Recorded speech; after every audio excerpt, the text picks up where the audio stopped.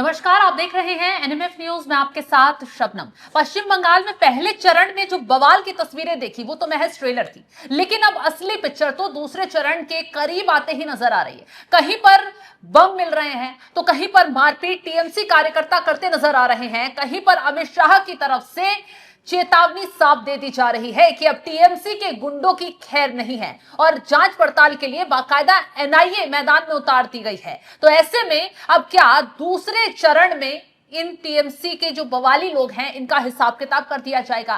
दूसरे चरण में जितने भी लोग हिंसा फैलाने की कोशिश कर रहे हैं उन्हें पूरी तरीके से नाप दिया जाएगा।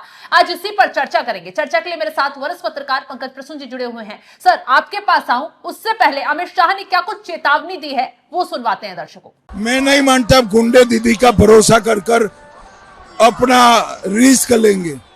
दीदी जा रही है, जाने वालों का कोई नहीं मानता।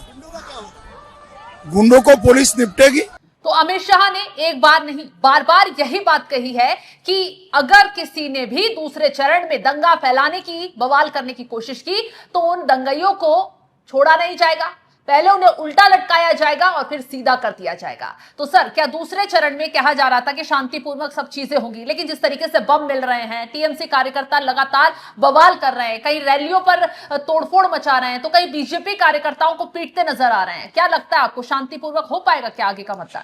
अगर ये आपको बवाल नजर आ रहा है तो शायद आप बंगाल की राजनीति को जानती नहीं है, या फिर इससे पहले जो चुनाव होते थे उसके बारे में कुछ पता ही नहीं।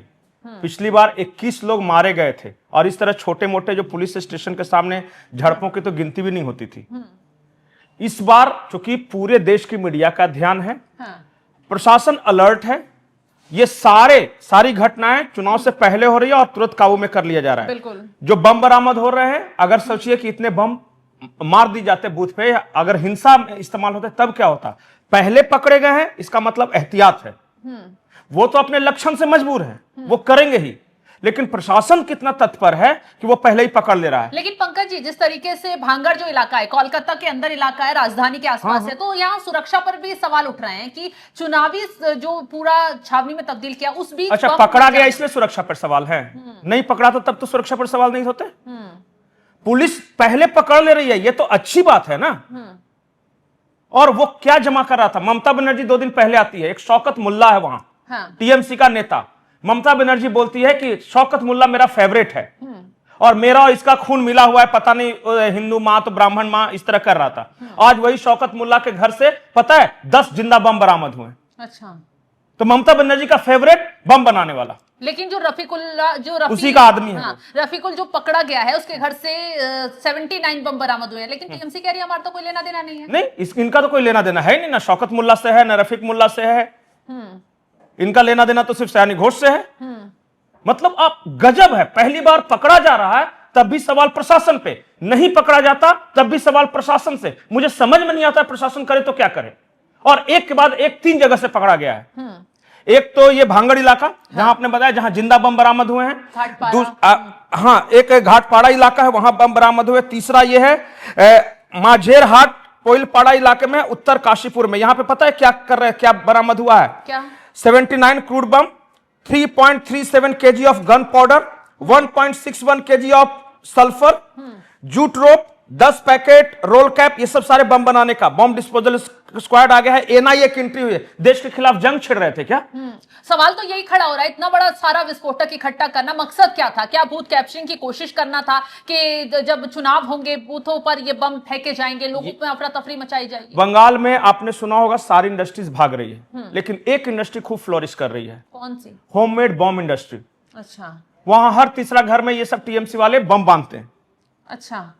और इसका इस्तेमाल क्या होता है? वोटरों को डराने में। लाइन में खड़े हैं, बम मार के भाग जाएंगे। लेकिन पुलिस प्रशासन कहां रहता है फिर, अगर हर घर में बम बनेंगे तो आपको लगता है कि कलकत्ता पुलिस उनको पकड़ेगा टीएमसी के? अगर आपको ऐसा लगता है तो बहुत भोलिया, बहुत मासूम है, कुछ नहीं पता। वो कलकत्ता जो बंगाल पुलिस है वो टीएमसी के वर्कर के घर में जाके जांच करेगी? आपको लगता है कभी? तो इस बार जो कार्रवाई हुई है वो किसने की है? नहीं, ये तो सीआरपीएफ है, केंद्रीय बल है, केंद्रीय वाहिनी है। एनआईए की अब एंट्री हुई है। अच्छा। और इसीलिए गृह मंत्री कह रहे हैं कि चुन चुन के खींच खींच के मारेंगे। अभी रुको, अभी तो चुनाव, इनको लग रहा है पता है कि एक बार चुनाव खत्म हो जाएगा और उसके बाद हमारा फिर से वही बाहर लौटने वाला है। लेकिन इस बार सीआरपीएफ भी वही रहेगी, एनआईए भी वही रहेगी, और जब तक एक एक का हिसाब नहीं होगा तब तक नहीं बंद किया जाएगा। और जो केंद्रीय गृह मंत्री हैं उन्होंने कहा है कि चुनाव के बाद यह मत सोचना कि बच जाओगे। 4 तारीख तक जिसने हिंसा फैलाने की कोशिश की, रिजल्ट आने दो, 5 तारीख के बाद से उसको उल्टा लटका के सीधा किया जाएगा। अभी तो कार्यक्रम शुरू होने वाला है, अभी तो लग रहा है सारी गुंडागर्दी निकल जाएगी। अगर जो लुंगी गैंग है ना, अगर उसी लुंगी में पेशाब नहीं करते हुए दिखे बंगाल की सड़कों पर और माफी मांगते हुए नहीं दिखे तो फिर बताइएगा। लेकिन पंकज, कोई किसी को नहीं छोड़ना है। एक सवाल तो ये खड़ा हो रहा है, चुनौतियां लगातार दी जा रही हैं, चेतावनियां लगातार आ रही हैं, सीआरपीएफ की सख्ती लगातार चल रही है, डंडा इन बवालियों पर पड़ रहा है, बावजूद उसके भी इतनी हिमाकत कहां से पड़ रही है? करेंगे। थाने के बाहर बवाल कर रहे हैं, आदत से मजबूर हैं, नेताओं को पीट रहे हैं, आदत से मजबूर हैं, करेंगे। गुंडई एक दिन में नहीं जाती, जिसको लत लग जाती है ना, और उसको जब प्रशासन का संरक्षण मिलता है, सरकार का संरक्षण मिलता है, तो आज भी टीएमसी के इस गुंडा ब्रिगेड को यह लगता है कि जैसे ही चुनाव खत्म हो जाएगा उसके बाद पुलिस अपना और सरकार अपनी, उसके बाद हमारा कुछ नहीं होगा। लेकिन जरा सोचिए कि अगर नहीं हुआ तो फिर बाद में यही लोकतंत्र इन्हीं का खतरे में आएगा। बांग्लादेश बॉर्डर की तरफ भागते यही दिखेंगे, माथे पे वो तसला होता है ना अल्युमिनियम वाला, वो लेके लुंगी में यही सब नजर आएंगे भागते हुए। यहां के आज गुंडई कर रहे हैं, बम बना रहे हैं। समझ में नहीं आ रहा है क्या कि संदेश खाली में कौन बम बनाने वाला था? समझ में नहीं आ रहा कि ये सब पकड़े गए। अच्छा, इनका नाम शौकत मुल्ला और रफीकुल ही क्यों होता है? कोई पंकज प्रसून नाम कभी क्यों नहीं होता है बम बनाने वालों का? वंस से गुंडा ऑलवेज ए गुंडा, मोहिया मित्रा ने इनके बारे में कहा था। अच्छा, तो एक बात जान जाइए, इस बार मैं साफ साफ बोल दे रहा हूं कि आज है 27 तारीख, जितनी गुंडई करनी है 4 तारीख तक कर ले।